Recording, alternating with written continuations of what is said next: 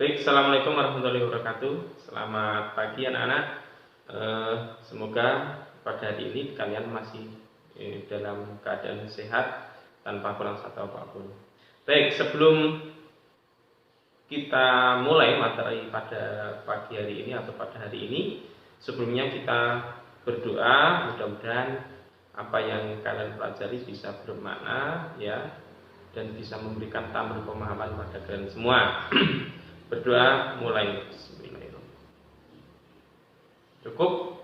Ya, untuk pada hari ini ya, ini adalah hari ketiga di minggu ini ya, dalam kita belajar secara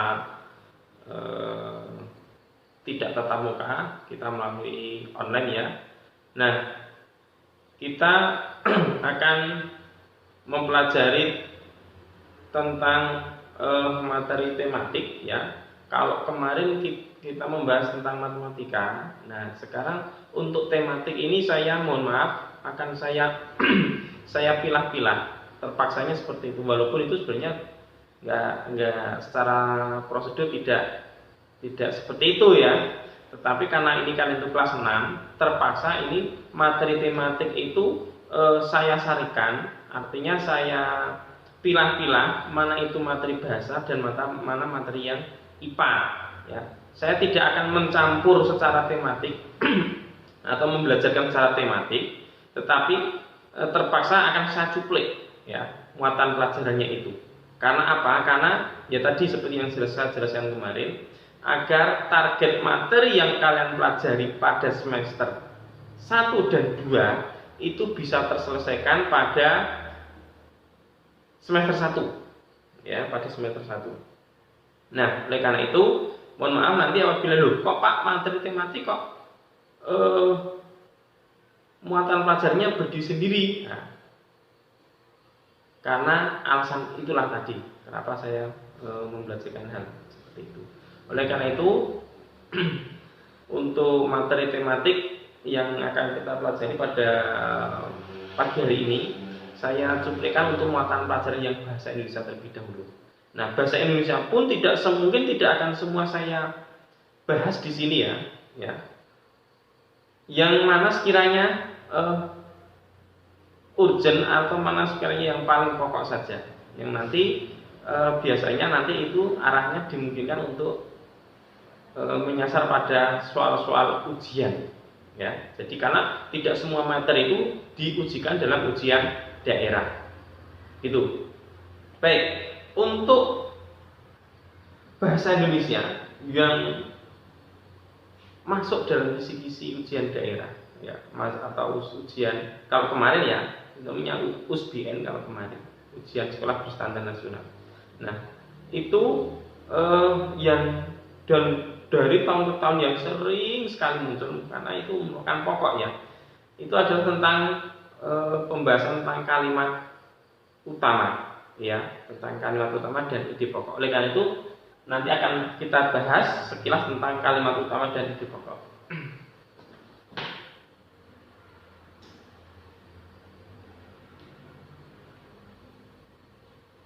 Baik, sebentar ya, kita nunggu tampilan. Nah, kalian pasti sudah mempelajari apa itu kalimat utama, dan mungkin kalian sudah diberikan penjelasan oleh Pak Guru ataupun guru di kelas 4 maupun kelas 5 tentang kalimat penjelas ya.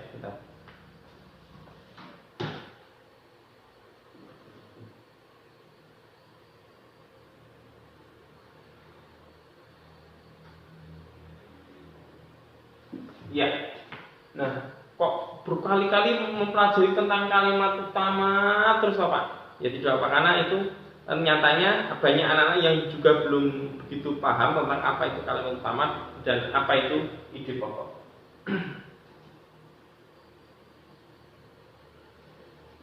Baik, di dalam suatu paragraf ya, paragraf yang baik ini ya, itu biasanya di sana ada kalimat utamanya dan ada kalimat penjelasnya. Apa itu kalimat utama dan apa itu kalimat penjelas? Nah, jadi bahwa suatu bacaan atau suatu paragraf itu terdiri dari beberapa paragraf. Ya, jadi maaf. Jadi suatu bacaan keseluruhan itu terdiri dari beberapa paragraf. Jadi bacaan ini terdiri dari beberapa paragraf. Ada 2 paragraf, 3 paragraf, 4 paragraf dan seterusnya. Itu bacaan. Nah, di dalam paragraf itu sendiri itu terdiri dari beberapa kalimat. Ya, saya ulangi. Jadi dalam suatu bacaan keseluruhan, misalnya ada bacaan tertentu begitu ya, itu terdiri dari beberapa paragraf. Biasanya 3 atau 4 paragraf ya. Kalau bacaan untuk anak-anak kelas 6, 3 atau sampai 4 paragraf gitu. Nah, di dalam paragraf itu sendiri itu termuat beberapa kalimat ya.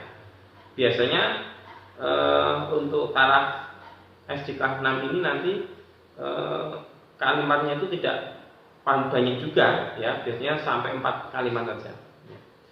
Jadi ada kalimat 1, ada kalimat 2, kalimat 3, kalimat 4, bahkan mungkin sampai kalimat yang kelima. Tuh. Jadi dalam paragraf itu terdiri dari beberapa kalimat. Nah, kalimat-kalimat itu ya, kalimat-kalimat itu nanti ada yang namanya kalimat utama dan ada juga yang namanya kalimat penjelas ya. Ada yang namanya kalimat utama, ada yang kalimat penjelas. Apa itu kalimat utama? Nah, kalimat utama itu adalah kalimat yang berisi ide pokok atau gagasan utama tentang suatu topik yang sedang dibahas. Jadi kalimat utama itu berisi tentang ide pokok, ya, berisi tentang ide pokok atau gagasan utama tentang topik yang akan dibahas dalam paragraf itu. Artinya kalimat utama itu berupa masternya atau istilahnya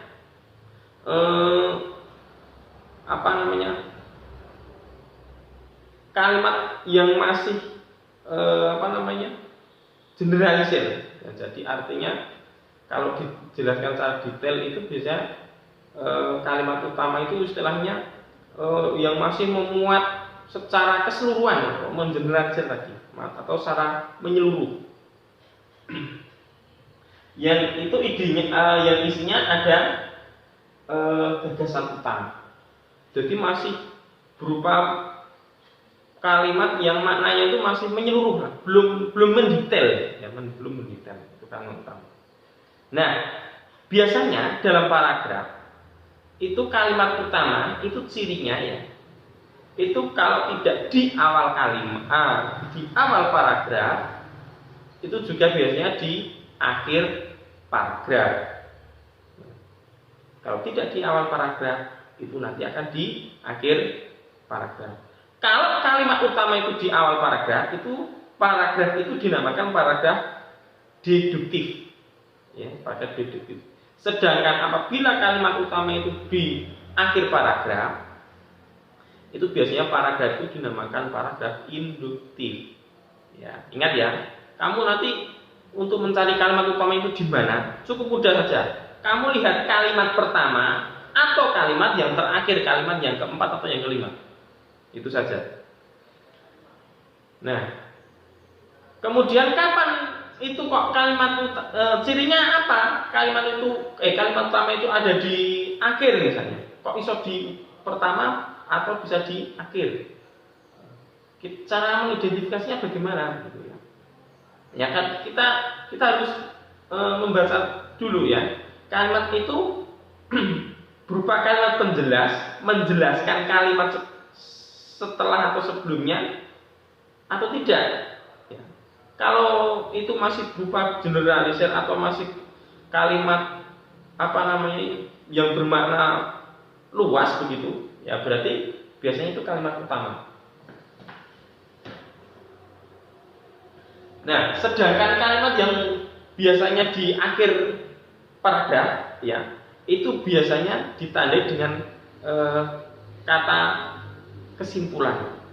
Biasanya ada di sana ada kata jadi, oleh karena itu, ya, dan seterusnya itu berupa kesimpulan. Berarti biasanya itu menyimpulkan kalimat sebelumnya atau menyimpulkan penjelasan sebelumnya, gitu.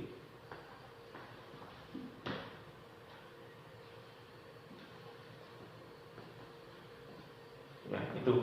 Ini nanti akan saya contohkan ya. Coba sebentar.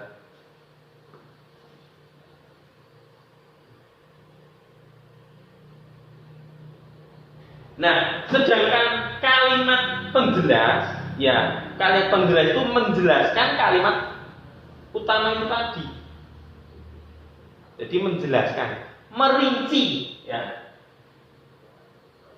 Jadi menjabarkan, menguraikan, merinci secara detail tentang kalimat utama tadi. Itu kalimat penjelas. Nah, baik, langsung saja. Mungkin kalau dalam penjelasan ini masih kurang jelas, akan saya berikan contohnya ya.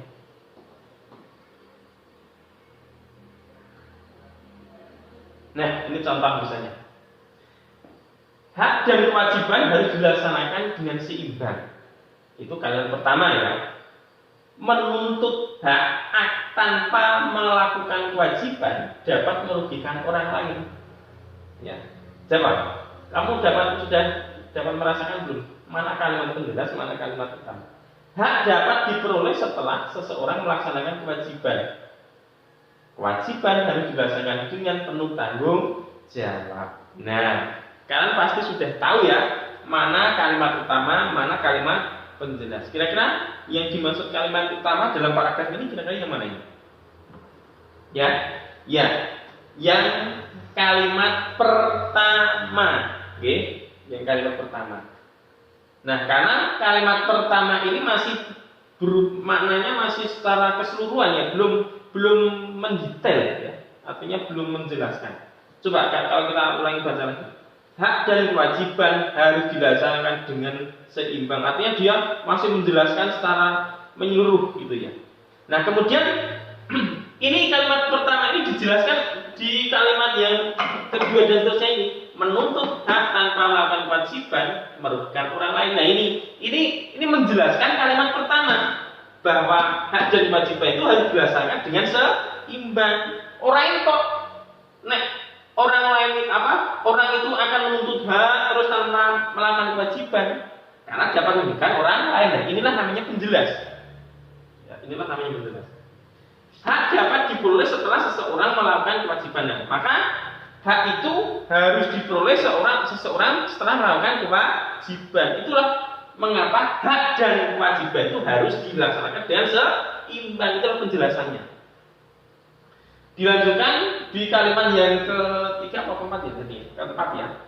Kewajiban harus dilaksanakan dengan penuh tanggung jawab. Itulah penjelasan dari kalimat pertama, ya, pertama, gitu. Inilah namanya kalimat pokok, ya, berupa kalimat deduktif, kalimat utama, paragraf yang kalimat utamanya ada di awal paragraf. Kemudian saya contohkan yang kedua.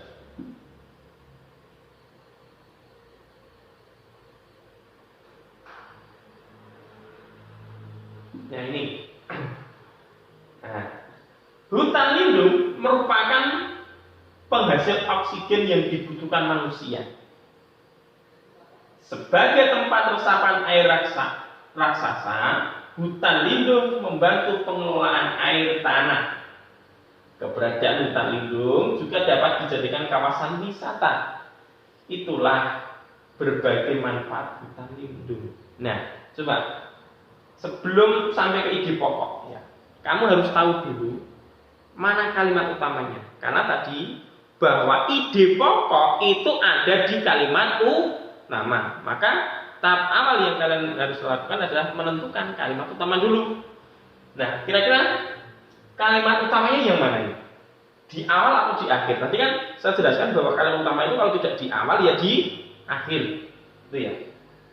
Coba kalau di awal, hutan lindung merupakan penghasil oksigen yang dibutuhkan manusia. itu sudah menjelaskan atau masih secara keseluruhan kira-kira? Ya, gimana kira-kira? Sudah menjelaskan atau masih secara keseluruhan? Nah, ini masih sudah menjelaskan ya. Karena apa ini loh? Coba, hutan lindung merupakan penghasil oksigen. Nah, ini merinci, sudah berupa rincian penghasil oksigen yang dibutuhkan manusia. Ya tak? Sudah berupa rincian. Dibanding coba kalimat yang terakhir. Itulah berbagai manfaat hutan lindung. Inilah yang dinamakan kalimat utama. Dia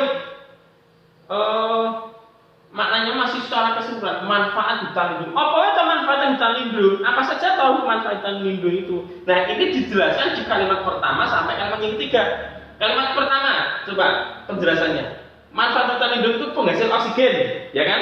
Nah, itu namanya rinciannya. Kemudian kedua, sebagai tempat resapan air raksasa. Nah, ini berupa rincian, ya, berupa penjelasan. Jadi berupa resapan air raksasa. Nah, itu. Karena hutan lindung itu membantu pengelolaan air hutan. Kemudian manfaat yang ketiga, gitu ya. Hutan lindung itu dapat dijadikan kawasan wisata. Itulah berbagai manfaat hutan lindung. Maka inilah yang disebut kalimat utama. Nah, biasanya kalau kalimat utama di akhir seperti ini berupa kesimpulan ya. Saya tadi katakan bahwa itu berupa kesimpulan. Nah, biasanya ditandai dengan kata tipulan. Nah, oleh karena itu, ya, oleh sebab itu, jadi, nah, itu juga itu salah satu ciri ya. Itu kalau itu berupa kalimat utama. Karena itu berupa biasanya untuk bermakna menyimpulkan kalimat-kalimat sebelumnya. Tuh. Baik, kira-kira apabila penjelasan saya ini ada yang kurang jelas, nanti boleh ditanyakan kepada Pak Guru ya. Bahwa hari ini juga ada tugas agama ya, yang mungkin tadi sudah dikirim tugasnya oleh Bu Erna. Nah, nanti setelah tugas agama selesai, nanti untuk yang tematik tolong nanti juga dikerjakan ya di hari ini juga. Ya, ini kemarin masih ada 2 anak yang belum mengerjakan ya, yang tugas kemarin. Dan ada 1 anak yang 2 hari tidak mengerjakan tugas ini. Saya harus tahu nanti kendalanya apa. Gitu ya. Nah, jangan sampai nanti pada saat penilaian si anak tersebut tidak mempunyai nilai. Ya, itu yang rugi adalah anak itu sendiri. Oleh karena itu tolong ketika ada tugas segera diselesaikan, karena itu nanti berupa masuk pada penilaian. Nah, untuk yang hari kemarin itu ada 2 anak yang belum mengerjakan. Dan tolong jangan ditiru ya, karena nanti dalam penilaian akan jelas nilainya akan kurang. Karena apa? Kalau diambil rata-rata, ya otomatis kalau misalnya ini ya, kalau harus dibagi 10 katakanlah, kok dia harus hanya mempunyai nilai 8 macam, berarti kan dia rugi ya, rugi kan. Nah, coba oleh karena itu tolong nanti untuk yang tematik ini kalian nanti coba baca bacaannya halaman 2 ya. Halaman 2 ini bagaimana jagung berkembang biak ini ya. Ini kan bacaan ya. Nah, sampai sini. Kemudian bacaan ini ada 1, 2, 3, 4, 5, ada 5 paragraf ya. Nah, kemudian tolong nanti anak-anak menuliskan menuliskan kalimat pokok dari masing-masing paragraf ini. Jelas tidak ya? 1, menuliskan kalimat pokok dari masing-masing paragraf ini. Kemudian yang kedua, setelah kalimat pokok itu diketahui, kamu tentukan ide pokoknya. Ya, kamu tentukan ide pokoknya. kamu tulis tangan ya, kemudian ditulis dalam buku tulis. Tugasnya nanti bisa difoto dan dikirim pada Pak Guru. Jelas ya? Jadi ada 5 paragraf tadi, kamu tulis dari masing-masing 5 paragraf itu kamu tulis kalimat pokoknya. Mana? Ya. Setelah tahu kalimat pokoknya, kamu tulis juga dari kalimat pokok itu ide pokoknya apa gitu ya. Ide pokoknya apa? Nah, mungkin ada yang belum jelas ya. Coba sebentar, untuk menambahi pemahaman kalian tentang ide pokok tadi, maaf saya lupa ya, untuk memberikan penjelasan tentang ide pokok. Nah, ini saya tadi ingin menjelaskan selain kalimat utama, kira-kira ini ide pokoknya apa ya tadi ya? Ini sebagai penguatan saja. Kalimat pokoknya jelas sudah kita ketahui ini ya. Itulah berbagai manfaat hutan lindung. Berarti kira-kira ide pokoknya apa ini? Kalau seperti ini, ya. Berbagai manfaat hutan lindung. Ini kan idenya itu. Berbagai manfaat hutan lindung. Berbagai manfaat hutan lindung itu apa saja? Di sini dijelaskan ada berbagai macam. Penghasil oksigen, tempat peresapan air, ya, kemudian tempat kawasan wisata. Itu ya. Itu namanya ide pokok. Ya. Ide pokoknya tadi itu. Berbagai manfaat hutan lindung. Nah, mungkin penjelasan dari saya cukupkan sekian dulu. Nanti apabila masih ada yang belum jelas bisa ditanyakan. Baik, ada kekurangan mohon maaf. Saya akhiri. Assalamualaikum warahmatullahi wabarakatuh.